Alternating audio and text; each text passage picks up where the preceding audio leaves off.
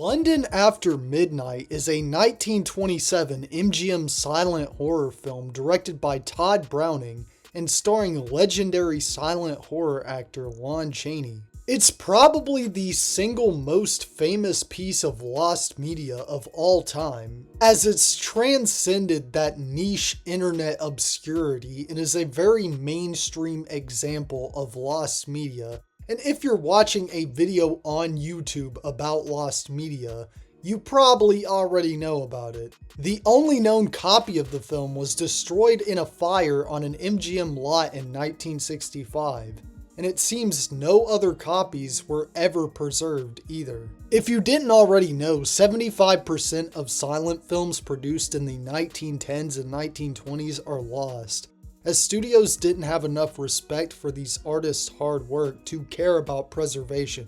Silent films in general just aren't well preserved, and it just so happens that this film is very well remembered and influential enough to be the most famous lost silent film. A reconstruction using surviving stills and the script was created by filmmaker and archivist Rick Schmidlin and aired on Turner Classic Movies in 2002, but it's very unlikely given how long the film has been sought after and how famous it is, that a copy will ever truly be found. I'm giving this film my rating of cooked. Quite literally, might I add.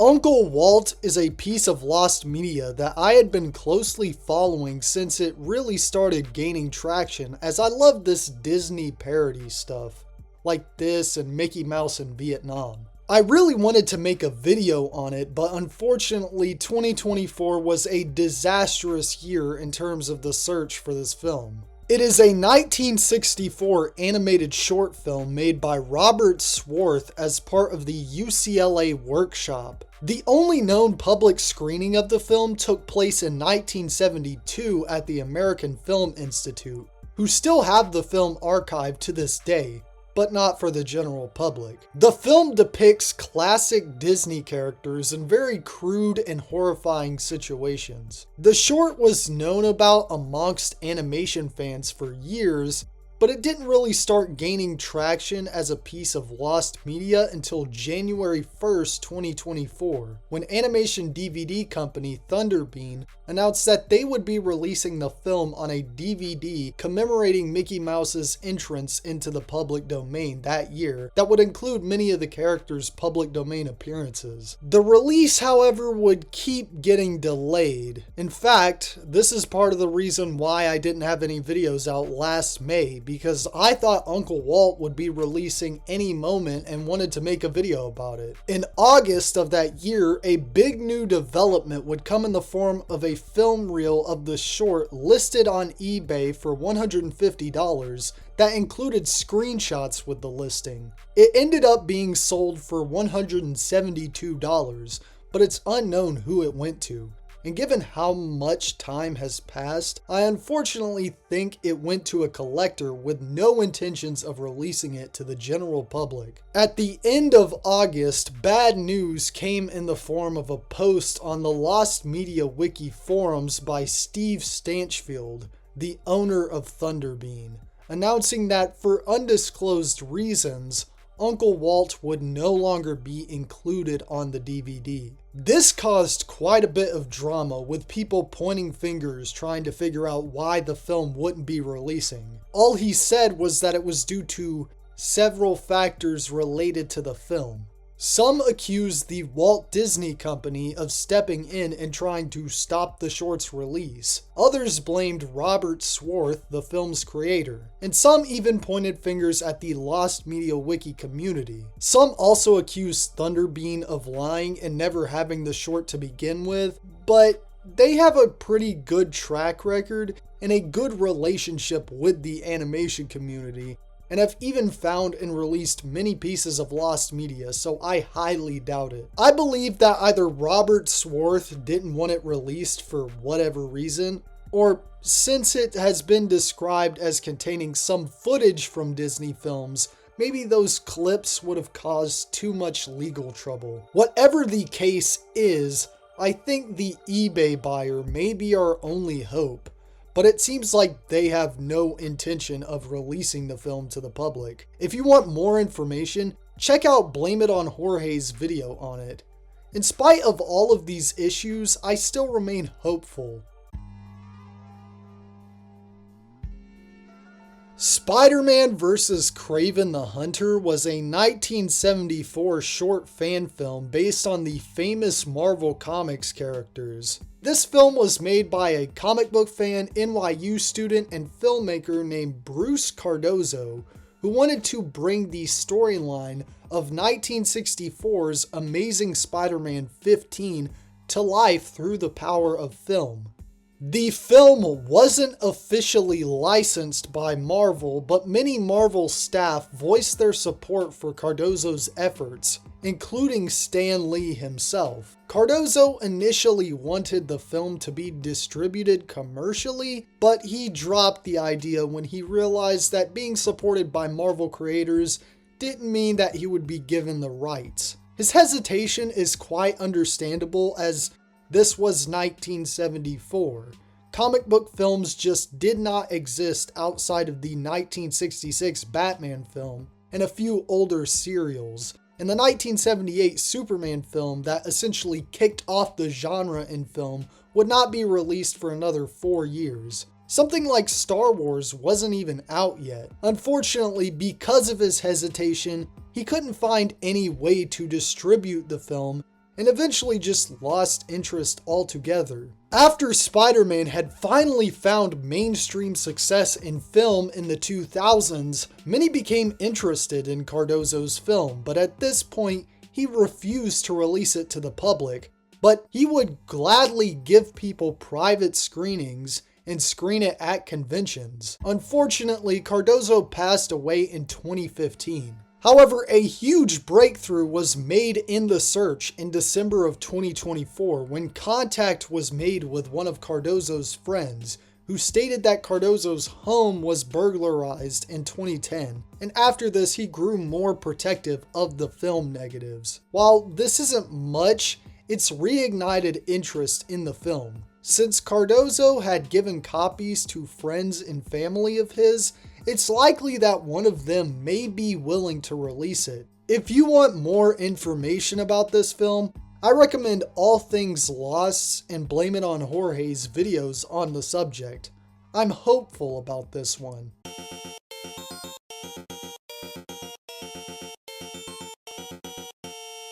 Xevious is a 2002 animated film loosely based on the 1983 Namco arcade game of the same name. I love Xevious, and I've really wanted to make a video about how Xevious's lack of popularity in the West doomed the shoot-'em-up genre, but I guess I should stop throwing video ideas that I may not even make out there. Also, yes, I know you could call it Xevious based on the katakana, but I refuse to partake in that degenerate action. It's clearly derived from the word devious, and pronouncing it that way just sounds cooler. Anyways, this film was screened for 1 week at one theater in Japan before being pulled and never being seen again. The film was panned by everyone who saw it for its awful animation and writing.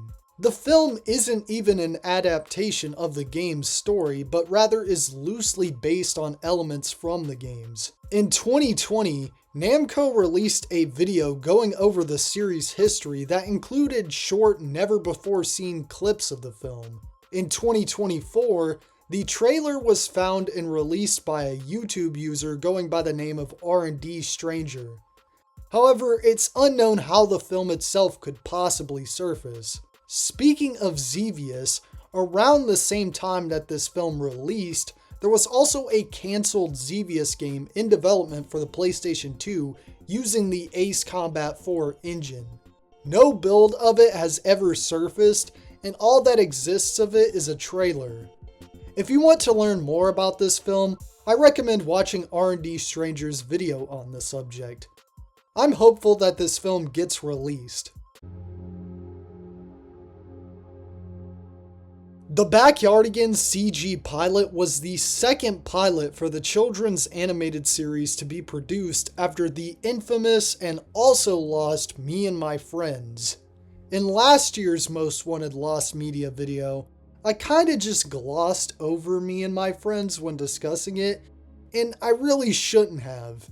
A lot of interesting stuff has come out since that video, including the big drama between the Lost Media wiki community and the Backyardigans wiki community. However, I'm not really the best person to summarize it, and I just recommend checking out L Supersonic Q's stream about the subject. Since I messed up my chance to talk about Me and My Friends last year, this year I want to mess up my chance to talk about the other Backyardigans pilot. This one was produced in 2002 and is much closer to the final series.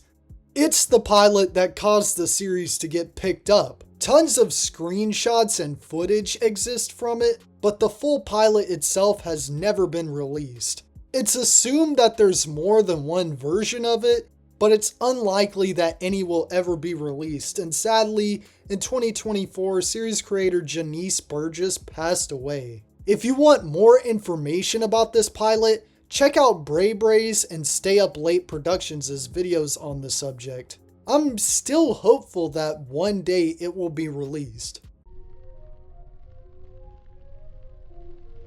So you may have seen this image of Shrek holding up a camera and taking a picture before. This image is similar to one from a print ad for the HP PhotoSmart 945 from 2003. However, it has a different background, leading many to believe that it comes from an actual commercial aired on TV. However, there was another image discovered of a print ad with that background.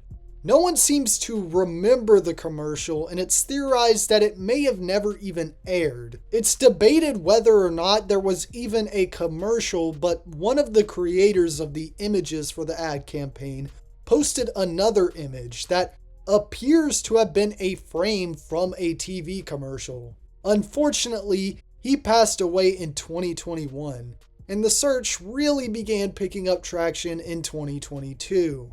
If you want to know more about this subject, I suggest Blame It on Jorge's video featuring the subject. I'm kinda confused on this one. I'm on the fence about whether this commercial even existed or not. I'm giving this a rating of, I don't know. The Oswalds is a lost commercial aired somewhere around 2001 to 2003 promoting both the Nick Jr. show Oswald and the MTV reality show The Osbournes, both being owned by Viacom. It featured clips of the characters from Oswald dubbed over with a scene from The Osbournes. Yes, this is confirmed to exist. This ad either supposedly aired on Nick or MTV. Not much else to say, and it's pretty obvious why this ad is so sought after, because this has to be one of the strangest pieces of lost media. If you want more information on it, I recommend checking out Seeker of the Losts and L Supersonic Q's videos featuring the subject. I'm hopeful that it gets found, and I hope it gets found this year. And that's it. If you want more of this and you want to hear me talk about subjects like Batman Fights Dracula, Yeah Yeah Beavis 1, Sonic Tokyo Toy Show, Meso Blues, Hitogata, Slamfest, Jeff the Killer, Big Star Secret, Phantom Blood, and Saki Sanobashi, check out the Most Wanted Lost Media video I made last year. Thank you so much for watching. Let me know some of your most sought after pieces of lost media. I would love to hear about them, genuinely. Thank you to my wonderful patrons. I hope you all have a great day.